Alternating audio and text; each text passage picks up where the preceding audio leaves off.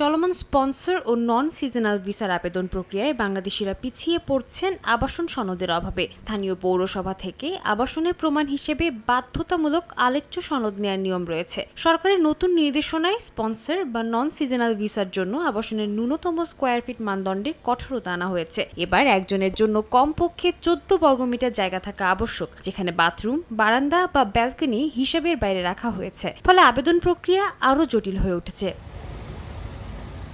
এই কঠোরতার সুযোগ নিয়ে কিছু অসাধু দালাল বাংলাদেশি মুদ্রায় প্রায় 3 লাখ টাকা পর্যন্ত দাবি করছেন। অনেক প্রবাসী বাংলাদেশি এটি শিথিল করার আহ্বান জানিয়েছেন। আবাসন সনদ বা আলোচ্যর জন্য অনেক বাংলাদেশি স্পন্সর ভিসায় আবেদন করতে পারবে না।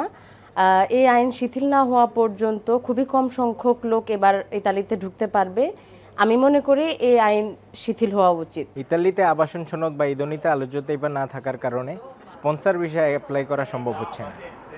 এই জটিলতার কারণে আমিও আমার ফ্যামিলি অ্যাপ্লাই করতে পারতেছি না।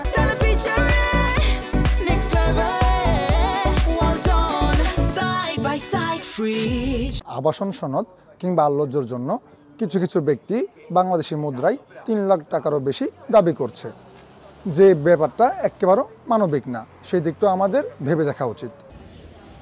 এদিকে অনেক বাংলাদেশেই স্থানীয়দের কাছ থেকে সহজে বাসা ভাড়া পাচ্ছেন না। প্রবাসীরা মনে করছেন স্বয়ংক্রিয় যাচাই প্রক্রিয়ার কারণে অনেকেই হয়রানির শিকার হতে পারেন।